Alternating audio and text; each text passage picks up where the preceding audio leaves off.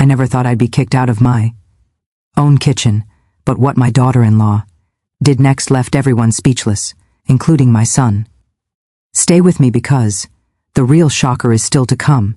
You. No, I always thought my kitchen was my sanctuary, my little slice of heaven, where I could whip up a mean lasagna or sneak a cookie without anyone judging. Me.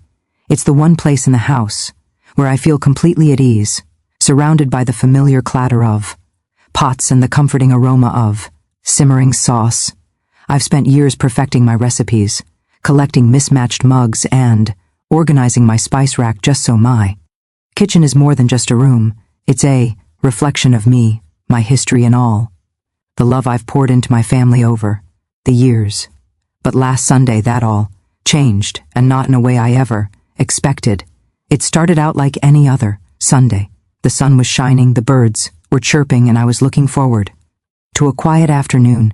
I'd just finished folding tea, laundry, and was heading to the kitchen, thinking I might treat myself to a cup of tea and maybe, just maybe, a slice of that chocolate cake I'd hidden behind the broccoli in the fridge. Don't judge. Sometimes a woman needs her secret stash. As I rounded the corner, I expected to find my son Mark maybe raiding the fridge for leftovers or sneaking a handful of grapes. Instead, I was greeted by a scene straight out of a cooking show, if the cooking show was, hosted by a drill sergeant. There in the middle of my kitchen was my daughter-in-law, Jessica. She was surrounded by pots, pans, and enough groceries to feed a small army. Bags of onions, tomatoes, and bell peppers were scattered across the counter.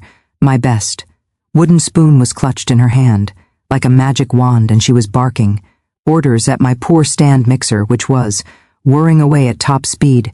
The air was thick with the smell of garlic and something else I couldn't quite place, maybe cumin, and teach. Sound of chopping, sizzling, and Jessica's voice filled the room. I stood there for a moment, taking it all in. My kitchen, my sanctuary, had been transformed into a bustling command center, and I hadn't even been consulted. I cleared my throat, trying to get her attention. "Jessica, what's going on here?" I asked, doing my best to keep my tone light, though I could feel a knot forming in my stomach. She didn't even look up from her chopping. "I'm cooking for my family tonight. Please get out of my kitchen now," she said, as if it were the most natural thing in the world. The words hung in the air, sharp and unexpected. For a moment I wondered if I'd misheard her. "My kitchen, get out!" Was this some kind of joke? I glanced around, half expecting Mark to pop out from behind the pantry with a sheepish grin, ready to say, "Just kidding, Mom." But no, he was nowhere to be seen. It was just me, Jessica, and the chaos she'd unleashed. I tried to process what was happening. Wait, her kitchen in my house? Did I miss a memo? Is there a new law that says mothers-in-law are banned from their own kitchens? I mean, I know times are changing, but this was a bit much. I took a step closer, trying to assert some authority. "Jessica, I appreciate that you want to cook, but this is my kitchen. Maybe we can work together," I offered, hoping to diffuse the tension, but she just shook her head, barely glancing in my direction. "I have a lot to do, and I can't have anyone in my way. I need space. Please, just go relax or something," she said, her tone clipped and final. Relax in my own house while someone else took over. My kitchen, the nerve. I felt a mix of emotions, confusion, frustration, and, if I'm honest, a little bit of hurt. I've always tried to be a good mother-in-law. I bite my tongue when Jessica rearranges my living room or insists on bringing her own salad to family dinners. I even let her take over Thanksgiving last year. Huff, it nearly killed me too. Watch her put marshmallows on the sweet potatoes. But this was a step too far. I hovered in the doorway, unsure of what to do. Part of me wanted to stand my ground to remind her whose name was on the mortgage and whose recipes had been passed down for generations. But another part of me, the part that spent years trying to keep the peace, wondered if it was worth the fight. After all, it's just one meal, right? Maybe I could let it go just this once. But as I watched Jessica commandeer my favorite saucepan and toss my carefully labeled spices into her bubbling pot, I felt something shift inside me. This wasn't just about dinner. It was about respect, about boundaries, and about not letting myself be pushed aside in my own home. I realized then that this was more than just a kitchen squabble. It was a battle for my place in the family. So I did what any self-respecting woman would do. I straightened my shoulders, took a deep breath, and prepared to reclaim my territory. Because if there's one thing I've learned over the years, it's that you can't let anyone, no matter how well-intentioned, walk all over you. Not in your own kitchen, and certainly not in your own life. And as I stood there, watching Jessica stir her sauce with my spoon, I couldn't help but wonder, how did we get here? And more importantly, how was I going to get my kitchen and my dignity back? Before I could even process the audacity of being told to get out of my own kitchen in my own house by my own daughter-in-law, in walked Mark, my son, my baby, the one I'd raised to know better. He strolled in with a grin on his face, clapping his hands like he was at a Broadway show and the star performer had just hit her high note. "That's right, honey, finally, someone put her in," he started. But he never got to finish that sentence, because as if the universe itself had decided to intervene on my behalf, the blender on the counter suddenly let out a sound like a jet engine and exploded. I mean, really exploded. 1 second, Jessica was blending her famous tomato sauce, and the next there was a red geyser shooting up to the ceiling, splattering the cabinets, the floor, and, most impressively, the dog, who looked absolutely delighted with his new tomato bath. Jessica shrieked, dropping the spoon she'd been wielding like a sword. Mark ducked, hands over his head, as if that would save him from the flying sauce. And me? I just stood there, frozen for a split second, trying not to laugh. I mean, what else can you do when your kitchen turns into a scene from a food fight movie? There was tomato sauce dripping from the light fixture, pooling on the floor and running down the cabinets in slow, sticky rivers. The dog, bless his heart, was licking his chops and wagging his tail, clearly thinking this was the best day of his life. I could almost hear him thinking, finally, these humans are ting it right. For a moment, the three of us just stared at the mess in stunned silence. Jessica's face was a mix of horror and disbelief, her hands still raised in the air as if she could somehow stop the sauce from falling. Mark, ever the comedian, looked like he was about to make a joke, but one glance at my face must have told him now was not the time. And me? Well, I was trying to decide whether to laugh, cry, or just grab a mop and start cleaning. But underneath the chaos there was something else brewing, a deep, unsettling fear that I was losing my place in my own home. You see, it wasn't just about the mess or even about Jessica's takeover of my kitchen. It was about the way Mark had clapped for her, cheered her on as if I was the villain in some family drama. I'd always prided myself on being a good mother-in-law, the kind who offered help but didn't meddle, who shared recipes but didn't insist on doing things my way. But in that moment, with tomat sauce dripping from the ceiling and my son applauding my exile, I felt like a stranger in my own house. Was I just a guest now, someone to be shuffled off to the living room while the real family took over? Jessica finally broke the silence, her voice trembling with frustration. "This is a disaster. I can't believe this happened. Your blender is ancient, Mom. Why don't you ever replace anything?" She shot me a look as if the explosion was somehow my fault for not having the latest kitchen gadgets. I bit my tongue, resisting the urge to point out that my ancient blender had survived 3 decades of family dinners, birthday cakes, and holiday feasts without ever once erupting like Mount Vesuvius. But I could see she was embarrassed and maybe a little overwhelmed, so I just nodded and reached for a towel. Mark, ever the peacemaker when things got sticky, literally and figuratively, grabbed a roll of paper towels and started dabbing at the dog, who was now rolling on the floor in pure tomato bliss. "Well, that's one way to add flavor," he joked, trying to lighten the mood. Jessica shot him a glare that could curdle milk, and he wisely turned his attention to the cabinets instead. As I wiped sauce from the counter, I couldn't help but think back to all the times I'd cleaned up messes in this kitchen. Spilled milk, flour, explosions, the time Mark tried to make pancakes for Mother's Day and ended up with batter on the ceiling. Each mess had been a memory, a story we'd laugh about later. But this mess felt different. It felt like a turning point, a moment when the balance of power in my own home had shifted and I wasn't sure how to get it back. I glanced at Jessica, who was now frantically scrubbing the floor, muttering under her breath about ruined dinners and impossible mothers-in-law. I wanted to reach out to tell her it was okay, that kitchens are meant to be messy and that family is about more than who's in char. But I also wanted to stand my ground to remind her and Mark that this was still my home, my kitchen, and I deserved a little respect. As we worked together in awkward silence, I felt my heart pounding in my chest. Was this what it meant to get older, to slowly fade into the background while the next generation took over? Was I destined to become a guest in my own life, watching from the sidelines as others made the decisions?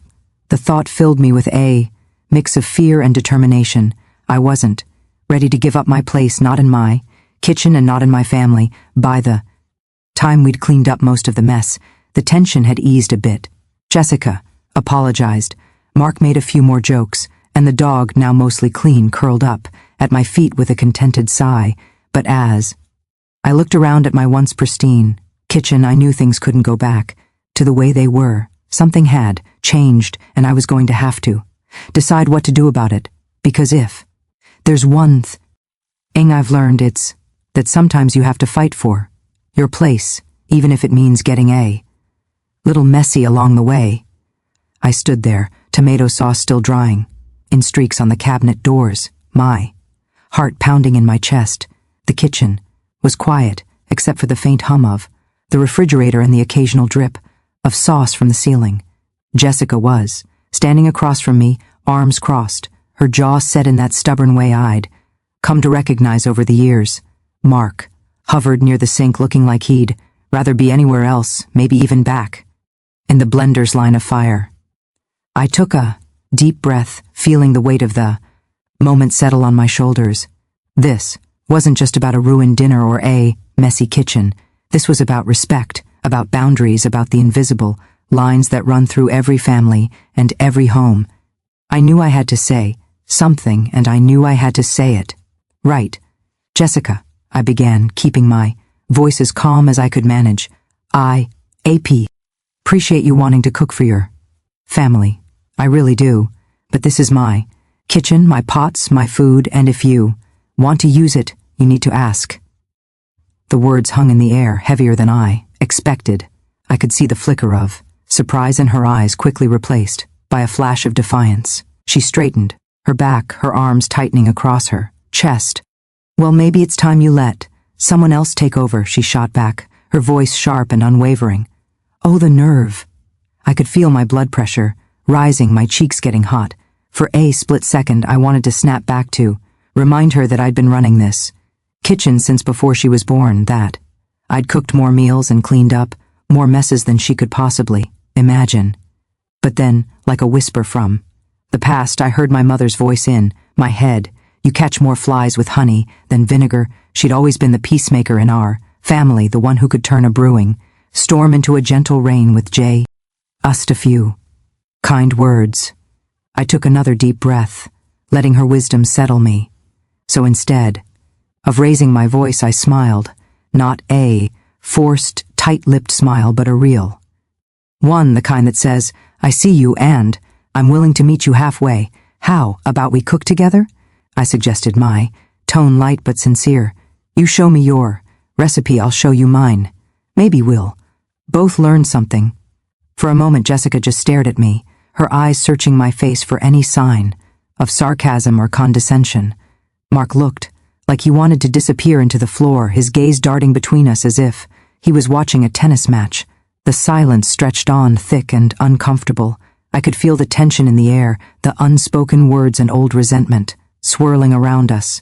But I held my ground, refusing to let anger or pride get the better of me. Finally, Jessica's shoulders dropped just a little and she let out a long, shaky breath. "Fine," she said, her voice softer now. "B. We're doing it my way." I grinned, feeling a wave of relief wash over me. "Deal," I replied, rolling up my sleeves. "But you're going to have to. Teach me how to use that fancy food processor of yours. Mine's more of a relic than a tool at this point." We set to work side by side, the awkwardness slowly melting away as we chopped, stirred, and tasted. Jessica showed me how to make her family's secret meatball, recipe complete with a pinch of cinnamon and a splash of red wine. I taught her the trick to my lasagna, layering the noodles just so, and always using fresh basil. We laughed when the dog tried to steal a meatball off the counter, and we rolled, our eyes in unison when Mark offered to supervise from the safety of the dining room. As we cooked, I found myself watching Jessica in a new light. She was determined, yes, and maybe a little bossy, but she was also passionate and creative. She cared deeply about her family, about making meals that brew people together. I realized that in her own way, she was trying to carve out a place for herself, just as I had done all those years ago when I first married Mark's father and inherited this very kitchen. Maybe we weren't so different after all. At one point, as we layered the lasagna, Jessica glanced over at me, her expression softer than I'd seen it in a long time. "You know, I always wanted to learn how you make your sauce," she admitted almost chilly. "Mark talks about it all the time." I smiled, feeling a lump form in my throat. "Well, it's about time I passed it on," I replied, handing her the wooden spoon. "Just don't tell anyone my secret ingredient." She grinned, and for the first time I saw a glimmer of friendship in her eyes. By the time we finished, the kitchen was a mess again, but this time it felt different.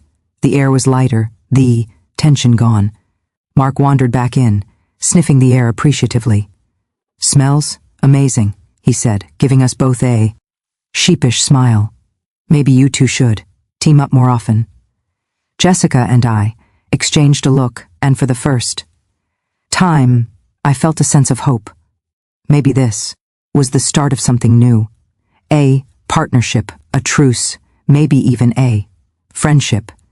As we sat down to eat, I realized that sometimes the hardest battles lead to the sweetest victories.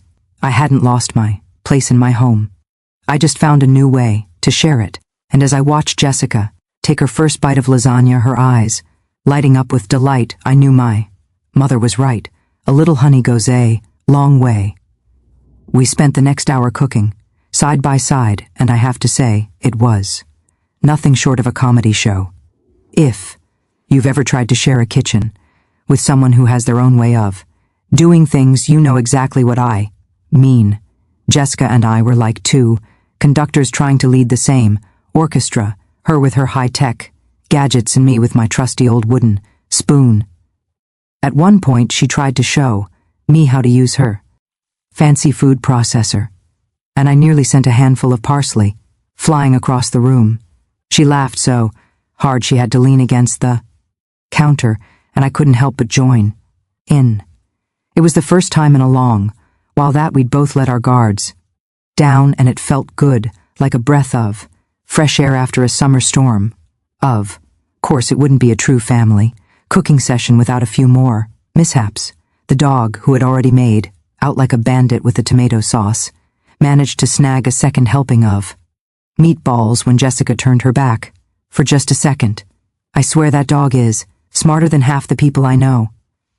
Mark wandered in trying to look helpful, but mostly just getting in the way. He offered to taste test every single thing we made, which I suspect was just an excuse to sneak bites before dinner. At one point, he tried to juggle 3 lemons and nearly took out the salt shaker. Jessica rolled her eyes, but I could see the smile tugging at the corners of her mouth. Even I had to admit it was nice to see him acting like a kid again, if only for a moment. As the kitchen filled with the smells of simmering sauce and baking bread, something shifted between Jessica and me. The tension that had been simmering all afternoon seemed to melt away, replaced by a sense of camaraderie I hadn't felt in years. We swapped stories as we cooked, her tales of growing up in a bustling household with 3 sisters, my memories of learning to cook at my mother's side, flour dusting our noses, and laughter echoing through the house. We compared notes on everything from the best way to chop an onion to the secret ingredient in her family's meatballs, a dash of cinnamon, if you can believe it. For the first time, I saw her not just as my daughter-in-law, but as a woman, with her own history, her own traditions, and her own dreams for her family. By the time we pulled the lasagna out of the oven, the kitchen was a mess, flour on the floor, sauce, splatters on the stove, and a trail of breadcrumbs leading straight to the dog's bed. But none of us cared. We were too busy laughing, too busy savoring the moment. Jessica even admitted with a sheepish grin that my lasagna was better than her mother's. "Don't tell my mom," she whispered, and we both burst out laughing. It was a small victory, but it felt like a big one. For the first time, I felt like we were truly family, not just by marriage, but by choice. Mark, for his part, finally apologized for his earlier performance. He shuffled his feet, looking sheepish, and said, "Sorry, Mom, I shouldn't have clapped, and I definitely shouldn't have taken sides." I gave him a look that said, "You're not off the hook yet," and handed him a stack of dishes. "You're on dish duty tonight," I declared, and Jessica backed me up with a firm nod. He groaned, but I could see the relief in his eyes. Sometimes all it takes is a little humility and a lot of soap to set things right.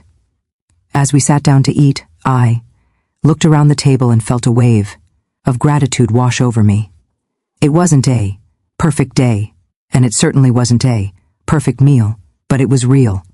It was messy and loud and full of love, the kind of day that makes all the hard moments worth it.